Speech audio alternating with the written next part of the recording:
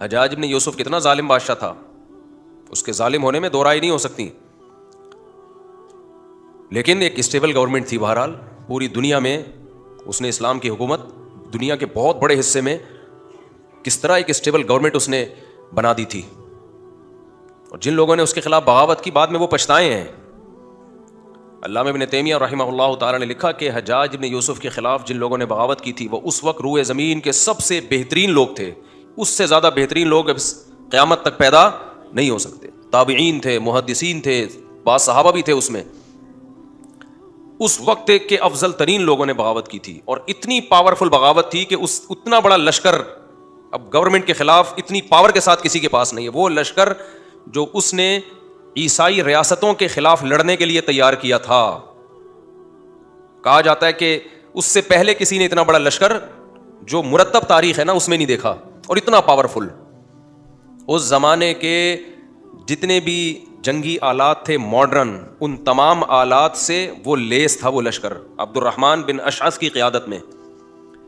وہی لشکر جو اس نے عیسائیت کے لیے ان کی ریاستوں کو ختم کرنے کے لیے تیار کیا، اور اس سے شام کا جو بادشاہ تھا عیسائی وہ لرزنے لگا تھا کہ اب میری خیر نہیں ہے، یہ رونتا ہوا چلا جائے گا، اس کی تلوار کے آگے کوئی نہیں ٹھہر سکتا. اسی لشکر نے بغاوت کی کس کے خلاف؟ حجاج بن یوسف کے خلاف.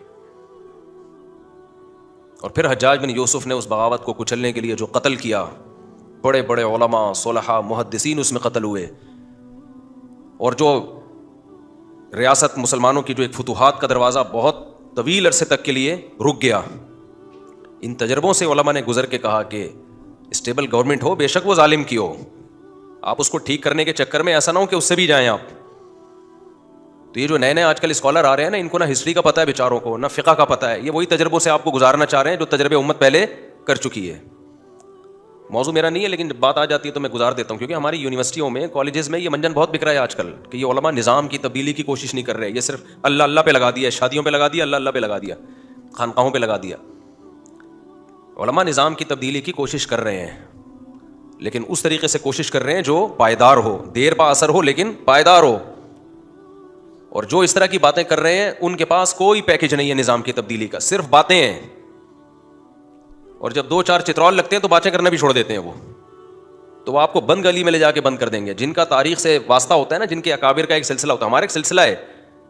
ہندوستان میں انگریز کے خلاف بغاوت ہمارے اکابر نے کی تھی، تحریکیں ہمارے اکابر نے چلائی ہیں. اس سے پہلے نظام کی تبدیلیوں کی کوشش پریکٹیکلی، کتابوں میں نہیں. کتابیں بہت لوگ لکھ کے گئے ہیں لیکن ان کے رزلٹ زیرو.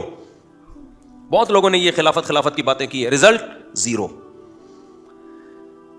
تو اس لیے جو کام کر سکتے ہو وہ کرو، جو گراؤنڈ ریئلٹی کو دیکھ کر آپ کے لیے پاسبل ہے. جو نہیں کر سکتے تو اس میں گھسنے کی کوشش مت کرو، جو تھوڑا بہت ہے اس سے بھی جاؤ گے. اور ہسٹری ضرور پڑھو کہ یہ سب ماضی میں سب کچھ ہو چکا ہے. خیر، تو میں یہ عرض کر رہا تھا کہ کیا عرض کر رہا تھا میں